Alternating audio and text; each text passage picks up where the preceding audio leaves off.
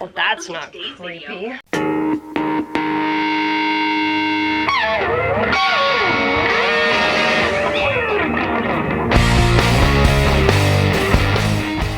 Hi Queens, Kings, and all the worlds in between. Welcome back to my channel. Okay, so I have been getting this ad on my YouTube feed, and it says ad. I'll post a little picture that says ad. The one that is most commonly on my YouTube feed is 10 things you should know about becoming a wife. As a disclaimer, I did shorten some clips of her speaking. I have not watched this yet. I did scroll through her videos, and I saw that she recently had her 2-year wedding anniversary. I've been married 12 years this October. I got married a few months before I turned 19. I had a baby, and I found out shortly after I got married I was 5 weeks pregnant. We just jump-started life, and we have been through ups and downs, and that's just not here nor there. So I want to know what the 10 things that I should know before becoming a wife is, even though I'm already a wife. But I want to know if they ring true in my situation, because everybody's situation is different. But I feel like when you blast this like this, you should know this before becoming a wife. I mean, it's all in caps locks. I'm not going to figure out how to screen record. I'm too lazy right now. I read some of the comments, and from the sounds of it, she's really chucking these videos out with their ads. People are just saying, oh, this is an ad. This would not. I mean, I watched Trisha Paytas. So let's jump into it. When I got married, there were so many things people told me to look forward to, and they were totally right. Everything is so lovely about being married. But I also know that there were a few things that I wish that someone had told me before I got married, and I thought I would share with you guys some of those thoughts. It's the things that she wished she had known. So I feel like the title should have been more like 10 things I wish I had known before becoming a wife. Let's keep going. The first thing that I want to talk about is the first year of marriage. Now, everybody kind of tells you that you're still in the honeymoon phase during that first year of marriage, and it's true. But one of the things that I noticed is that pretty much on our 1-year anniversary, I turned to Jacob and I said, oh my gosh, did our marriage just get so much easier? Now, marriage isn't hard the first year, but what it is that it's just a lot of adjustments. You're getting used to living with a new person. You have to get used to their habits, what they like eating, how they like to keep the house clean, and it's so much to get used to all at once. Okay, so from what I'm gathering here, they did not live together before they got married. There's nothing wrong with that. I do feel like you should know what your partner eats, what their habits are before you marry them, even if you guys aren't living or spending the night together. You're spending time together, you're talking, you're eating meals together. And that can cause a little bit of friction. So when you're getting married, recognize that maybe the first year isn't going to just be daisies and roses all the time. There are times where you're going to be just trying to adjust to living with another person all the time. The second thing that every woman should know before getting married. So right there, living with them all the time. So maybe she stayed with him a few times. But even you would think if she even had sleepovers or whatever, or spent the day in his house together, she would start seeing his cleaning habits and stuff. If you go into a relationship thinking it's going to be easy and it's going to be beautiful 24/7, you're probably not mature enough to be in a relationship. Yes, there's fun and there's love and there's bubbles and there's snuggles and there's memories and there's adventure, but there's also your two entities that are coming together that have to work together, and you're going to butt heads. Is that your cleanliness level is going to be different than your husband's. That's something you should know. Like I just said, going into a relationship, that there's learning curves. If you're going into a relationship, you should know that's something that you're going to have to adjust to. That should be common knowledge. If you don't know that, maybe you should be growing a little more before getting a relationship. Now, another funny thing, for example, is that my husband, and I've heard this is common, always puts his clothes next to the hamper, not in it, next to it. I feel like she saw a meme and is being quirky there. The third thing is that take the time before you're married to learn how to cook. Now, not all wives cook. I can totally respect that. Once again, if you're gonna move out on your own and you're gonna be in a relationship and you're gonna be a sustainable human being, you need either A, have a good enough job to buy Uber Eats all the time, hire a chef, or know how to cook. I respect you for saying I get that not all wives cook. Fourth piece of advice for women who are about to get married is be mindful of each other's space. Now, not everybody needs space, but most people need at least a little bit of it. And at the beginning of your marriage, it's gonna feel like you wanna be together all the time. But if your partner needs a little bit of space, that's okay and totally normal. It's nothing against you. He still loves you. And if you need your space, that's also totally normal. Okay, so once again, I feel like this is all stuff that you should know going into a relationship, but not just becoming a wife, like being in a mature adult relationship. Like, this is not things that she should have learned while being a wife.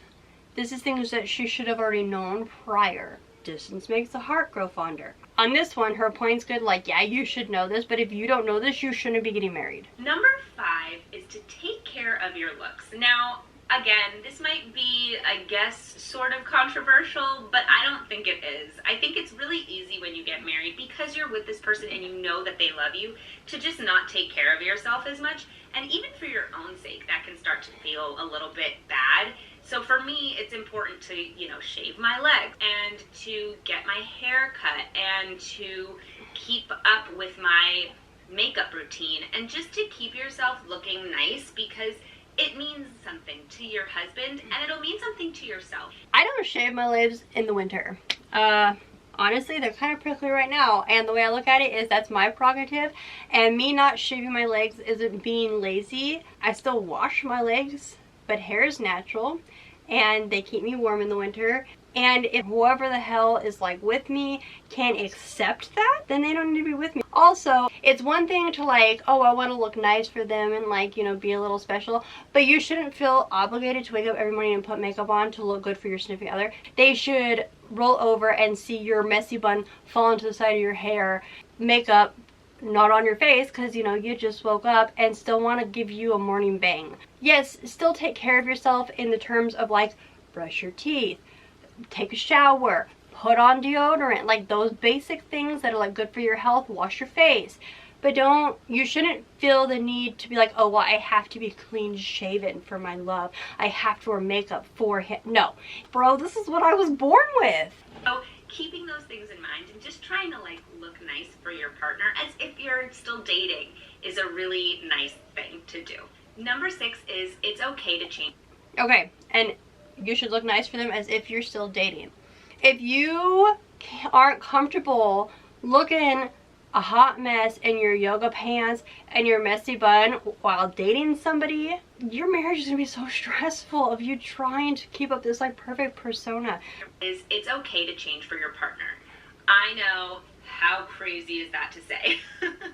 Now, let me be clear what that means.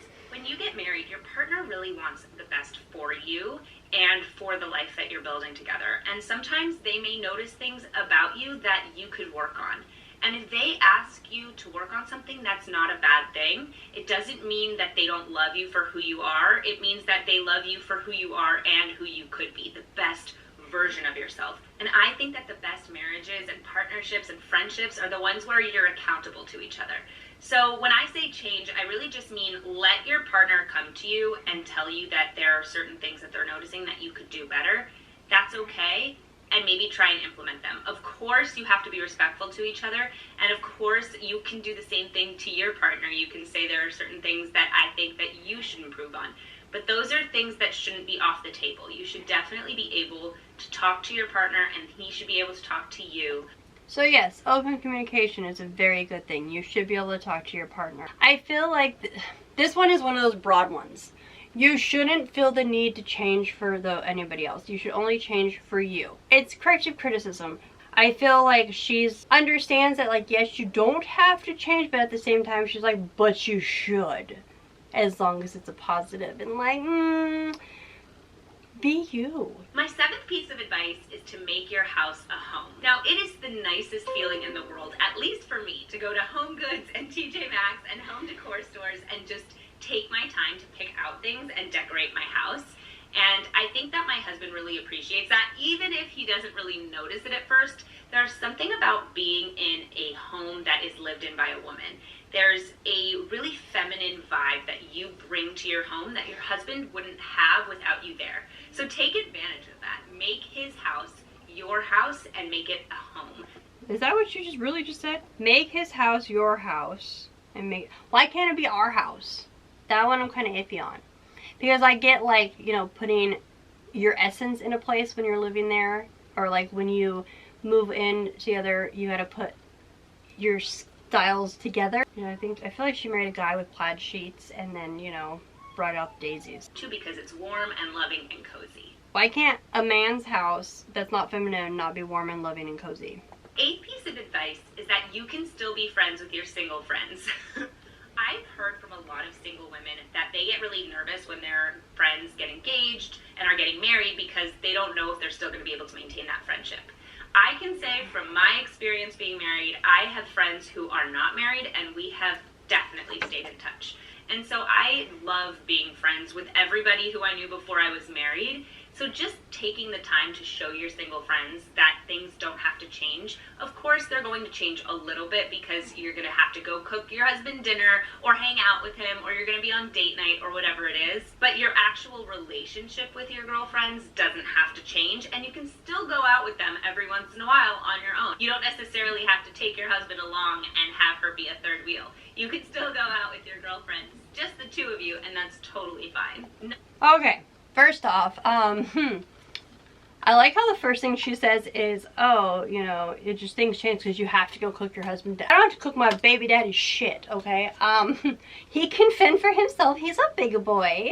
I do agree with this one. Yes, you should still be able to maintain a relationship with your single friends. Like, I don't understand why that's even a thought that, like, you can't. Also, if you're hanging out with your friends and you bring your significant other along, why would your friend be the third wheel?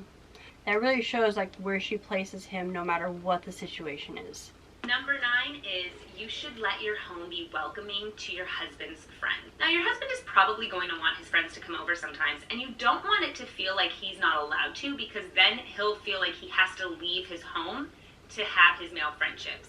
And I think it's a really nice thing for a man to be able to bring home his friends, for you to be a part of that. My husband is so wonderful about this. When he has his friends over, he actually invites me to be included in board game nights or video games or whatever it is so that I can participate. But there are times where I don't want to participate, and that's totally fine. I almost wonder though if she made her home a space where her husband's friends didn't feel welcomed, or he didn't feel like he could welcome them, and that's why she's putting this one out there.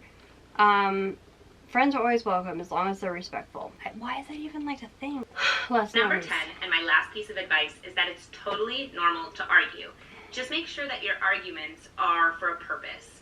Don't argue with each other and start getting on each other's case and criticizing each other about who you are and just yelling for no reason. Arguments should always have a purpose, and they should always be used to help your relationship grow and to come to a resolution. Don't just fight to fight, and never say something that you can't take back. So don't feel like everything is just going to be easy breezy and no arguments ever, and you only talk about rainbows and butterflies. No. There are times that there are going to be disagreements, and that's totally fine. So she definitely like followed up with what I said earlier, that don't expect everything to be rainbows and butterflies. It's true. Me and my baby daddy bicker. We bicker like old people. When we argue, and it's still respectful arguing in the sense that like we don't scream at each other.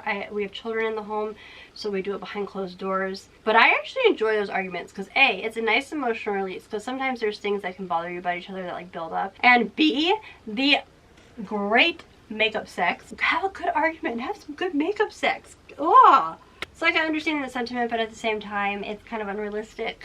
Thank you so much for watching. This is no hate against her. Like, she lives her own lifestyle. There is a bunch of stuff that I feel like you should know before you get into a relationship. It should be common knowledge. I obviously have a very different lifestyle from her, and that's fine.